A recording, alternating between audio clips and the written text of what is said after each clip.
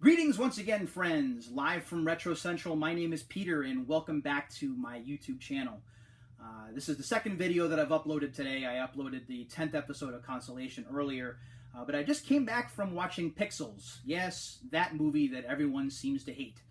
One of the worst movies of all time, one of the lowest review ratings of all time, the movie that should probably put Adam Sandler out of business, and other such random hyperbole that makes absolutely no sense. I'm here to talk about the movie and what I thought of it, and I'm going to try and make it as brief as I possibly can.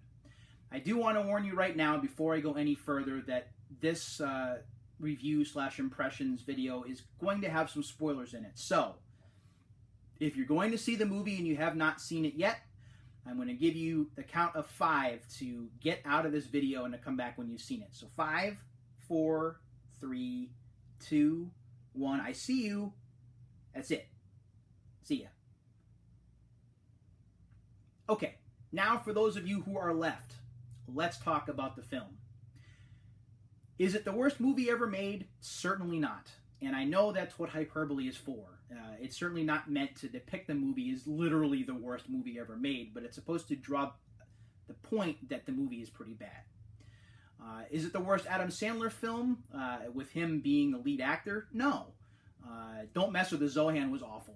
I hated that movie with a fiery passion, like Love Guru hate. And this movie doesn't come anywhere close to that. Sandler's character is dialed back quite a bit. In fact, he's very dull. His line delivery is kind of lackluster. Feels almost as if it's reined in. Now, whether that was a decision made by film director Chris Columbus or not, I really don't know.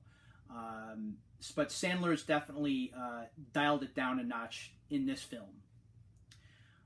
Then we have Josh Gad's character, who is the eccentric conspiracy theory genius, clingy member of the group, who is absolutely cringeworthy. And for me, this was the character that made me kind of squirm in my seat every time he was on screen. I'm sure that was probably on purpose. I'm sure that's the kind of character that he was meant to be. And it's unfortunate because his effect on the movie for me was negative. He played basically a supporting role in most of the major scenes, and in one of the major arcade scenes, he doesn't even finish. He's the first person eliminated. So definitely not a necessary character and could have been done better, or at least written differently, in my opinion. Then we have Peter Dinklage's character, who is an obvious homage / archetype of Billy Mitchell. And it's way, and I mean way, overdone. If there is a caricature that's supposed to indicate a person's weaknesses or things about a person that we don't like, this is probably the biggest caricature for a relatively short person, I think, that you will ever see. I have met Billy Mitchell in person a couple of times.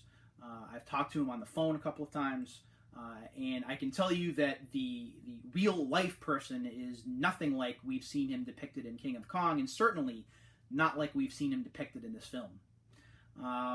He's skeezy, he winds up being the best through less than noble means, and he's also kind of cringy, and that's unfortunate. You know what they're going for there, and I think I would have gone for a bit, I would have gone for the character had it not been so overdone. So those are your 3 main characters, aside from Kevin James, who, and you've probably heard this by now, he's the President of the United States. Yeah, if he was President of the United States, I'm sure we'd all be hoping for some kind of alien invasion, but that's the character he's in. He still is funny from time to time, but certainly, again, a supporting role. This is really mostly about Sandler, his love interest with Michelle Monaghan, and his duels with Peter Dinklage's character. And that's pretty much the extent of the characterization. As for the story, don't expect miracles here. There are a lot of holes that just make no sense. I like some of the ways that the story is delivered. The aliens deliver threats through 80s stereotype characters. Matt Frewer plays the role of Max Headroom. He reprises that role, which is really cool. Hall & Oates do a bit in the film, which is pretty funny. They reference Clara Peller, the Where's the Beef Lady. They reference Ronald Reagan. So the 80s stuff, the nostalgia stuff does hit home, and I think that that's funny, but it doesn't really advance much in the story. The basic idea is that a videotape that was shot after a 1982 arcade competition got launched into space, part of a time capsule, and an alien race intercepts this tape, and they determine it to be a challenge from Earth. So they come to Earth with these video game characters in mind, and they basically want to do battle, and the best of three wins.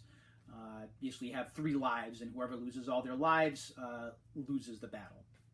So I like that, I guess, but it's still, who are the alien people? We never really see who they are. They're just this mysterious energy source. You're going to ask a lot more questions, and you're going to have answers to. What does Jane Krakowski's character really have to do with the movie? Why do we care that Kevin James as president doesn't spend time with her? I don't get it. The love interest bit just feels kind of forced. There are some clever callbacks to stuff like Happy Gilmore towards the beginning, where Sandler is this very defiant, kind of blatant asshat of a character because he gets shot down by the love interest at the beginning. And that's kind of fun to watch, but his character just loses steam after the first couple of acts, which is unfortunate.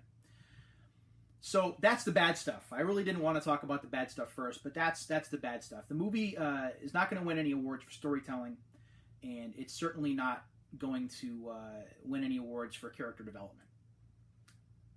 But I like the movie anyway. Why?